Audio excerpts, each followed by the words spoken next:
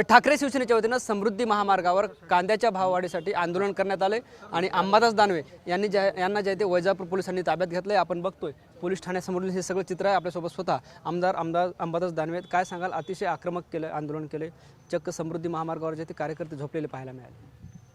नाही, खरं तर हा प्रश्नही तेवढाच संवेदनशील आहे, कारण आत्ताच्या घडीला कांदा उत्पादक शेतकऱ्यांची व्यथा कोणीच जाणून घ्यायला तयार नाही।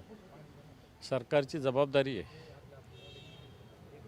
कारण बऱ्याच शेतकऱ्यांचा कांदा ज्यावेळेस मार्केटला गेला तर कोणाला 50 पैसे मिळाले, कोणाला 20 पैसे मिळाले, कोणाला रुपया मिळाला, चुकून एखाद्याला 1 रुपया 20 पैसे मिळाले।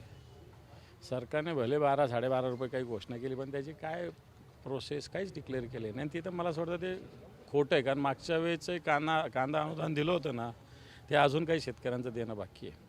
आणि म्हणून ह्या कांदा उत्पादक शेतकऱ्यांच्या व्यथा सरकारने जाणून घ्यावा म्हणून शिवसेना रस्त्यावर उतरली।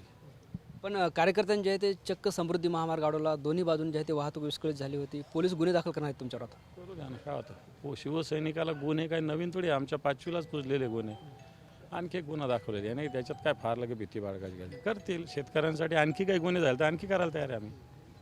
आपण बघतो ज्या पद्धतीने हे सगळे आंदोलन सुरू आहेत, अखेर जे आहे ते सरकारने कांद्याला 12 रुपये 35 पैसे दर जाहीर केला किलो मागे।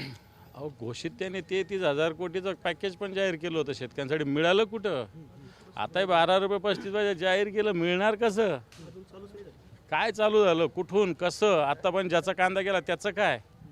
ज्याचा कांदा 50 पैशाने 4 आण्याने -50 पैसे सुद्धा गेलेला आहे। मायनस, तुम्हाला आश्चर्य वाटेल, लोकांनाही कळणार नाही, पण मायनसमध्ये सुद्धा कांदा गेलेला आहे।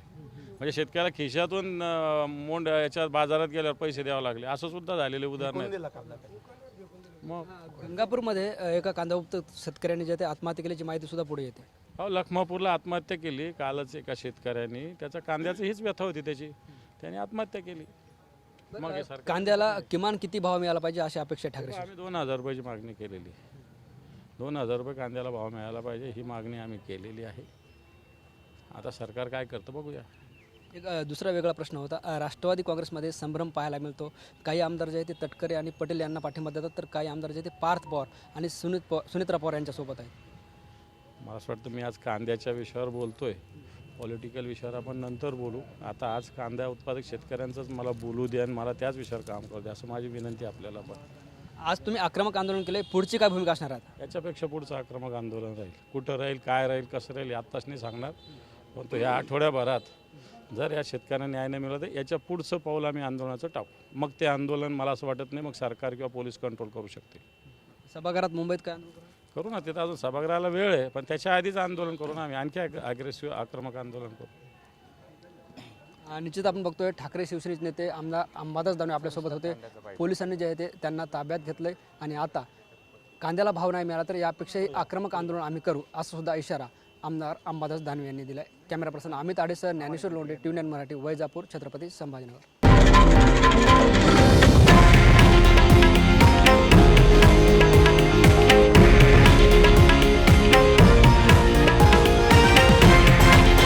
हे आहे देशातील नंबर 1 न्यूज नेटवर्क आणि आपण पाहत आहात TV9 मराठी, एकमेव।